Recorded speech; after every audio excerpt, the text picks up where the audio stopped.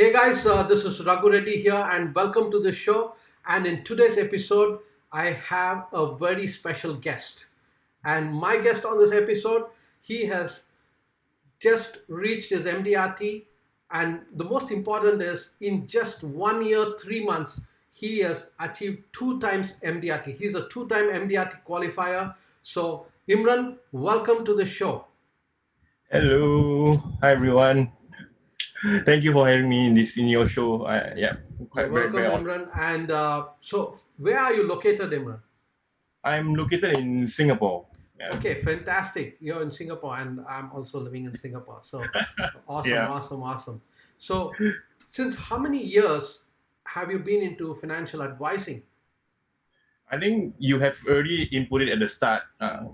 To get it clear out there is 1 year, 3 months. So I only entered this line last year March, and today is June lah.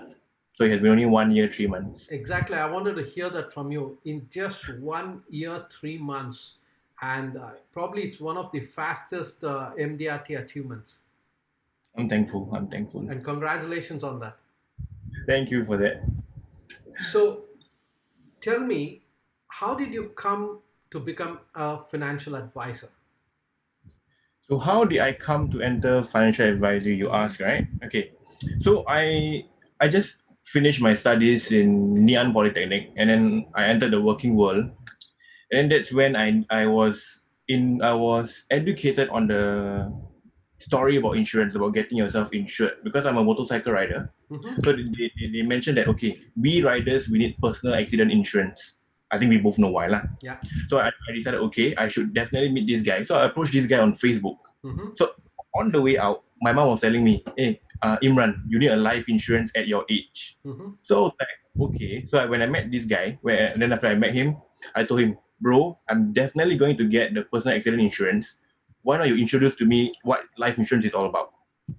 So what he did then was he didn't really ask what I want, like what am I actually looking for. He Mhm. just threw me, he just blabbered about this particular plan, and he told me that, okay, Imran, for your case, you need an insurance mixed investment plan. Mhm. I'm pretty sure you heard like it's called ILP, the insurance version. So I thought, okay, it sounded good. And he know I'm a very strong saver. So I was setting aside 250 a month, almost 1K a month, because I'm a very strong saver.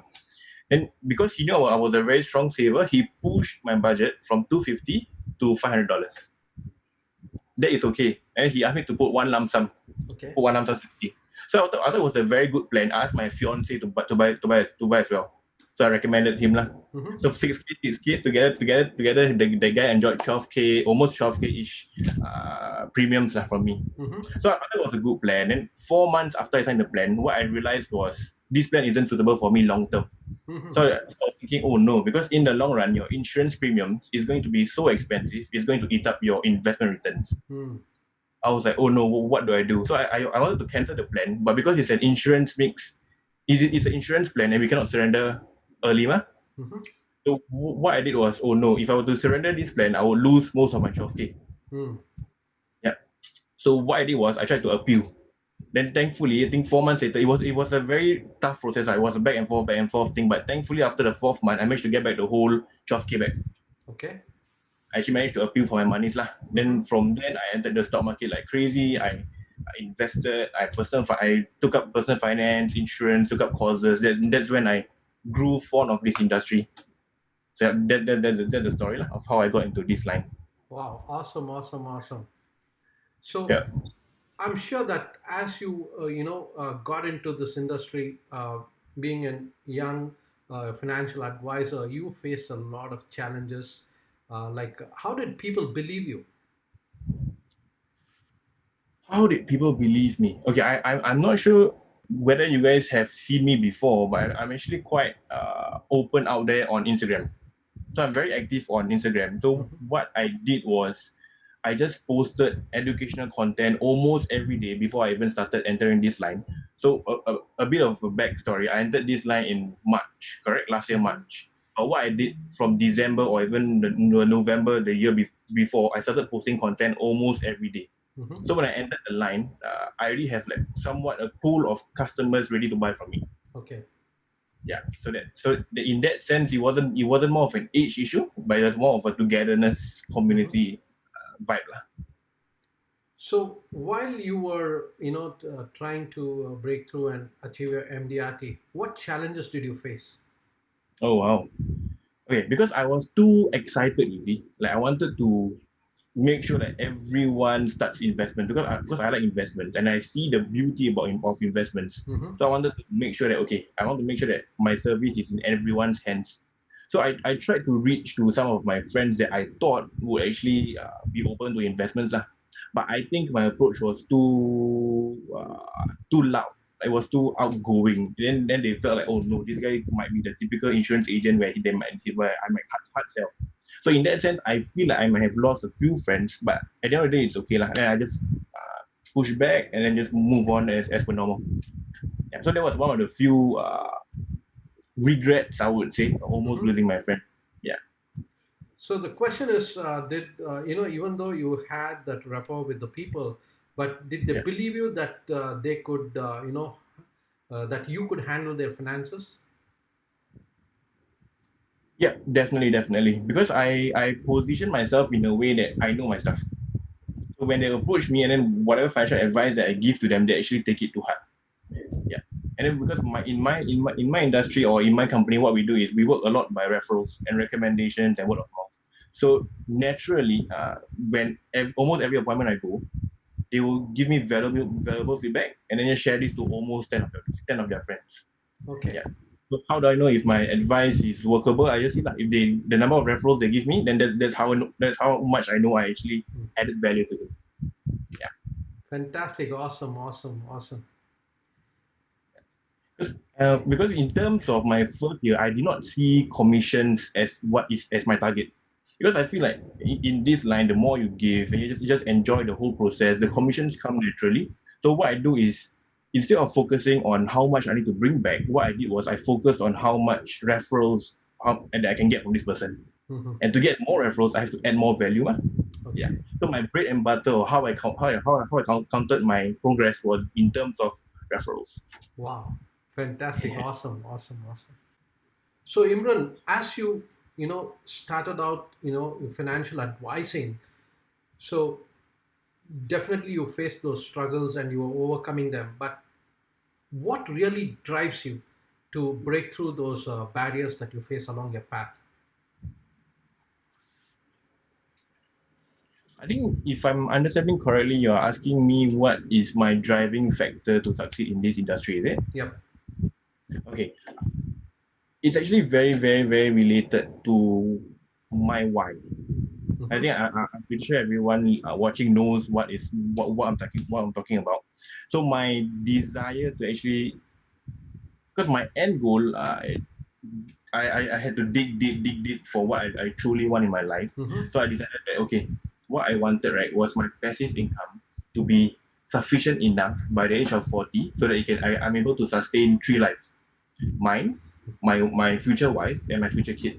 So that was my initial goal. But Mm-hmm. then as I months pass by, years pass by, then I was thinking, why do I need this goal? And then I Mm-hmm. realized that when I grew up, my parents were very busy and because they will have they have to go out there and work, and that means my relationship with my dad is not as close. Mm-hmm. So the only thing I want is that when I'm old enough, I want to ensure that I'm earning enough so much that I can actually spend more time with my kid in future. Mm-hmm. So that was my driving factor. So my vision is I'm going towards there, which is why I created a movement lah, called Fire with Him.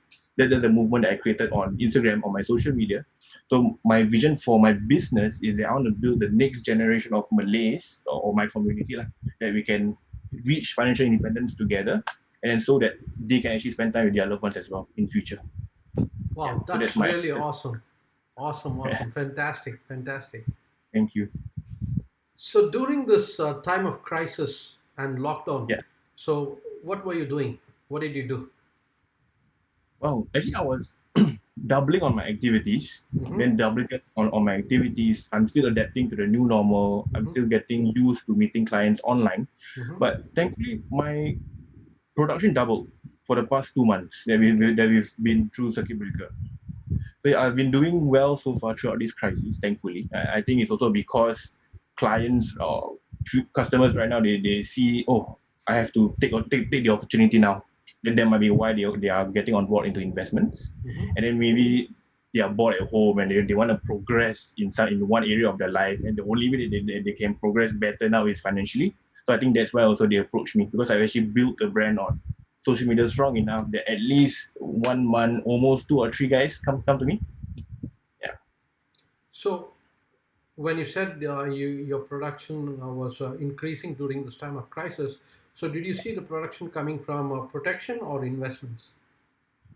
Primarily investments, because in my company we are very strong in terms of investments. Mm-hmm. Yeah, so I think because of the market was down and then everyone knows that they can double their money or grow their money using investments. And that's when I had a lot of inquiries in terms of growing their money, like wealth accumulation. So I'm not too focused on my wealth protection, but at the same time, only once they are on board on my investment, then once I open up cases from there, then okay, then they are more receptive towards insurance because they see it as a holistic package. Mm-hmm. Yeah. Okay, awesome, awesome, awesome.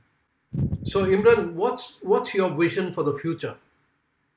Okay, my vision for the very, very near future, to complement to my ultimate vision, which is my why, since I've already hit round table, and my near future is hitting court of the table this year. So it will look amazing. First year MDRT, second year court of the table. So yeah, that's the vision that I want. But at the same time, it's more of enjoying the process. And the only way to enjoy the whole process is by continuously giving back. Yeah. Mm. That's really Yeah. awesome vision, and definitely you should be able to do that. Surely. I have faith. Well, fantastic, fantastic. So, for any new advisor that's coming into the field, I know Yeah. even though you're new, you're pretty new, but you are an inspiration to all the newcomers, because if you could do it within 1 year, 3 months, two times you qualified for MDRT, I'm sure that everyone can achieve that, definitely. Yes. So what Yeah. would be your advice to the newcomers? Okay, when you give me this question, I was actually thinking about it, thinking long and hard, because I haven't really entered the recruitment line per se. I haven't entered the recruitment journey, but for the past few months since 2020 started, because people knew that I actually achieved my roundtable from on my first year, they come to me for advice. So I decided, okay, I think the best advice is this. I came up with this 3+2 rule. Okay, so Fantastic. how do you remember that? There's a lot of trees out there, but to truly excel in this line, you need two things. Okay, what is the trees? What is the trees I'm talking about? Is before even entering this financial advisory line, you have to ensure that these three things is intact, which is finding the right mentor, finding the right method, and then finding the right environment. Okay, why mentor? Look for someone that you want to look up to and you want to follow his footsteps, because Mhm. there's a lot of successful people out there, correct? Then all you have to do is just follow them. You don't have to reinvent the wheel. Yeah. You see, he has done it. So just follow, and eventually you will get there Mhm. and even surpass him. Because at this rate I'm going, I'm definitely going to surpass my current mentor. Mhm. Yeah. So it's even better if the mentor that you choose has the same mission and vision that is aligned very strongly with you. So Okay. that's a complete package as a mentor. So if I were to move to the second point, which is the right methods. Okay, because there's a lot of ways, right, that you can actually look for new business in this industry. Because in our line, we have to consistently get clients, Mhm. correct? And it mainly revolves within either these two. Inbound, whether people go to you, or outbound, you have to find people. So you actually have the power to decide which method is more suitable for you Mhm. before entering this line. And most importantly, you must like the method lah. Because some people prefer the outbound method where they have to do road shows, cold call, what else, door knocking, street canvassing. But from where I am now, we are focusing more a lot on inbound, which is referrals, recommendations, social media branding. So that's where I stand lah in terms of methods. And the last one is environment.